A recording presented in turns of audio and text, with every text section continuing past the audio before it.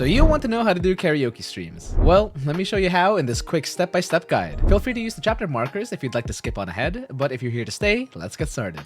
Sound is arguably the most important thing for streaming, and even more so for streaming karaoke. So we need to make sure our audio is working well. You want your viewers to vibe after all, and not have their eardrums explode. So here are two filters that I like to use: compression and reverb. Compression basically stops your mic from getting too loud or too quiet. This helps to avoid peaking and helps your vocals to be heard even during quieter parts. If you don't know what peaking is, it's what happens when the sound input is way too loud and exceeds what it's built to handle, making things sound really distorted. If you've ever been on a multiplayer gaming lobby, you've probably heard it before.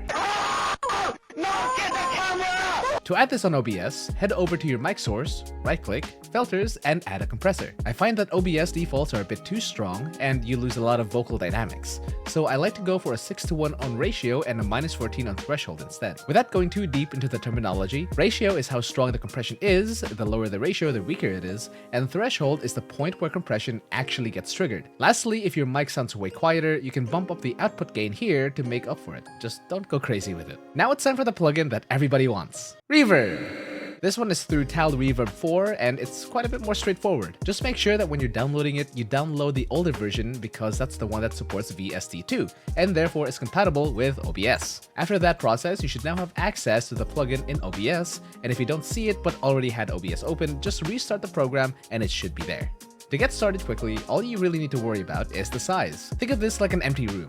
If your room is small like a bathroom, it'll have less reverb. If it's big like a cathedral, then it'll have more reverb. Also, if you want to hear yourself, go to your mic on your audio mixer and turn monitor on.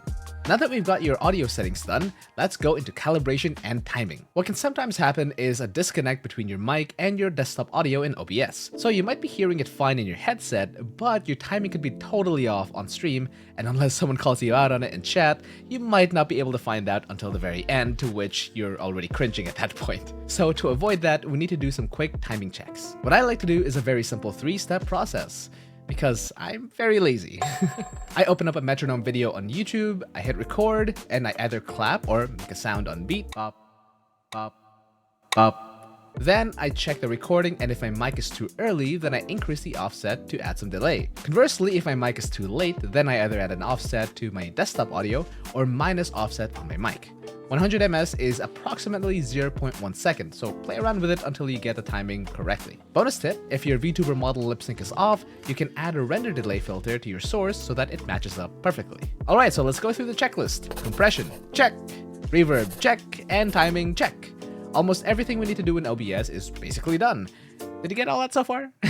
Now it's time to actually sing some songs, and to do that, we need to pull up some karaoke videos. My #1 go-to will always be YouTube.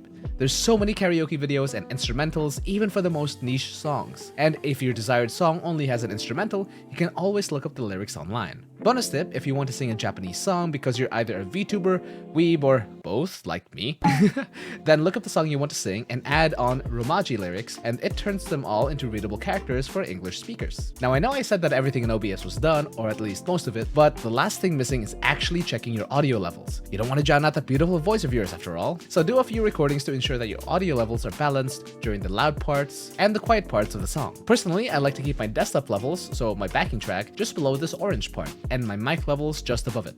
But play around to see what suits you the best. Now there's one last thing I want to show you, and it's a very important thing that not a lot of people actually know about. It's pitch shifting your songs. But before I get to any of that, if any of this was useful to you at all, I'd appreciate it so much if you could hit that like button and subscribe to the channel, as it would really help out a ton. Thank you. Alright, back to pitch shifting. Say you want to sing your favorite song, but it's a bit too high for your range. Most of us aren't trained singers, so unless we want to damage our vocal cords by forcing ourselves to sing well out of our range, we'd want to pitch it accordingly to be more doable, or at least more comfortable. So how do we do that? On Google Chrome, there is this browser extension called Transpose. It's completely free, and it allows you to pitch a song up or down to match your voice range, and even change the speed and tempo if you're doing something like practicing a song. Just a pro tip, if you want to adjust the pitch for your vocal range, do so using your transpose settings and not the pitch settings.